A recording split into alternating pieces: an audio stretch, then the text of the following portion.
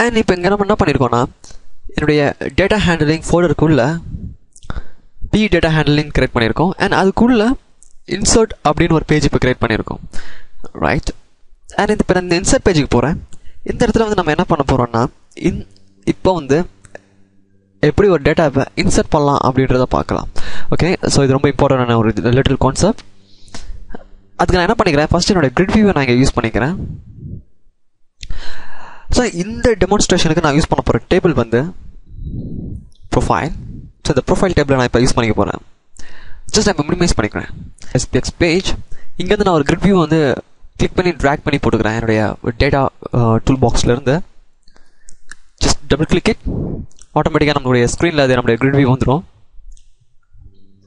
And இப்போது இந்த ஃபைலை நான் இப்போ சேவ் பண்ணிக்கிறேன்.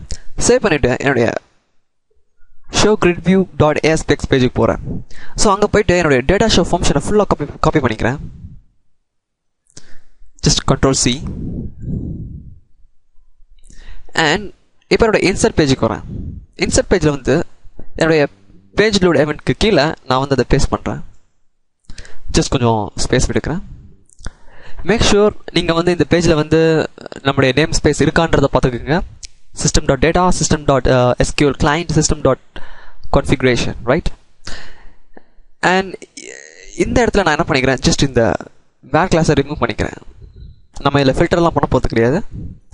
அண்ட் இதில் நம்ம யூஸ் பண்ண போகிற டேபிள் வந்து ப்ரொஃபைல் டேபிள்.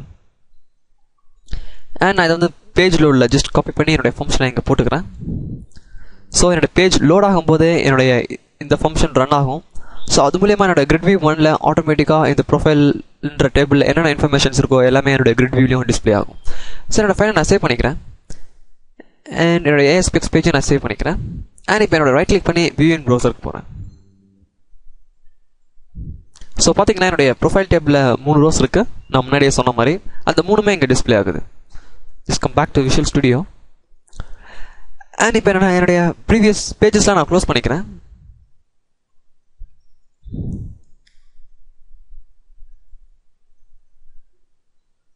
ஓகே, இங்கே வந்து ஜஸ்ட் இன்சர்ட் டேட்டா அப்படின்னு மட்டும் போட்டுக்கிறேன்.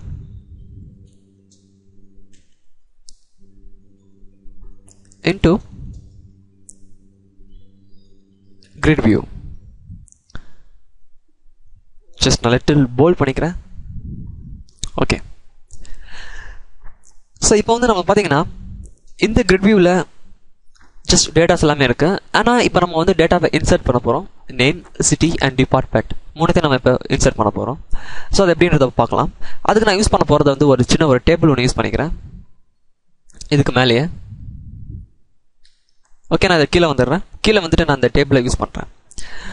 ஸோ இந்த டேபிளை நான் இப்போ என்ன போட போகிறேன்னா ஜஸ்ட் டேபிள் இன்சர்ட் டேபிள் மேலே மெனுவில். ஸோ ஃபர்ஸ்ட் நான் 2 காலம்ஸ் மட்டும் கொடுத்துக்கிறேன். 2 rows and 2 columns. Just click okay. And இந்த டேபிளை கிளிக் பண்ணி செலக்ட் பண்ணுங்கள். இந்த டேபிளை செலக்ட் பண்ணுறதுக்கு கீழே பாட்டமில் வந்தீங்கன்னா இந்த ஏரியாவில் இருக்கும். ஜஸ்ட் இதை கிளிக் பண்ணிங்கன்னா அந்த ஃபுல் டேபிளும் செலக்ட் ஆகும். அண்ட் அதை நம்ம ரீசைஸ் பண்ணிக்கலாம். ஜஸ்ட் அதோட பார்டரை பிடிச்சி கொஞ்சம் ட்ராக் பண்ணிங்கன்னா அது ஆட்டோமேட்டிக்காக சின்னதாக ஆரம்பிக்கும். என்னுடைய ஃபர்ஸ்ட் ஏரியாவில் நான் வந்து என்ன பண்ணிக்கிறேன், நேம்னு கொடுக்குறேன். நேம்.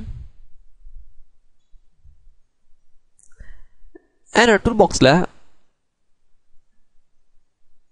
ஜஸ்ட் ஒரு டெக்ஸ்ட் பாக்ஸை ஜஸ்ட் கிளிக் பண்ணி ட்ராக் பண்ணி போடுறேன். அந்த டெக்ஸ்ட் பாக்ஸ்க்கு ஐடி வந்து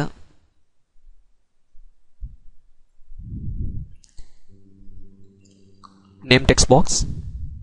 ஜஸ்ட் டேப் கீ ப்ரெஸ் பண்ணுங்க, சேவ் ஆகிடும். அண்ட் கீழே சிட்டி. அண்ட் இங்கே என்ன ஒரு டெக்ஸ்ட் பாக்ஸ் நமக்கு தேவைப்படுது. அண்ட் இந்த டெக்ஸ்ட் பாக்ஸுடைய ஐடி வந்து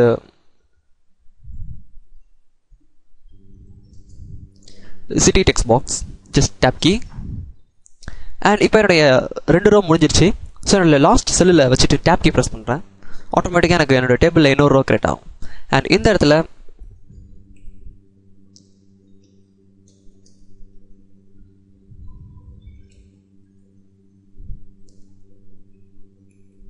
டிபார்ட்மெண்ட் அண்ட் திரும்பி இந்த இடத்துல ஒரு டெக்ஸ்ட் பாக்ஸ் நம்ம கிளிக் பண்ணி ட்ராக் பண்ணி போடலாம். அண்ட் இதுக்கு பேர் வந்து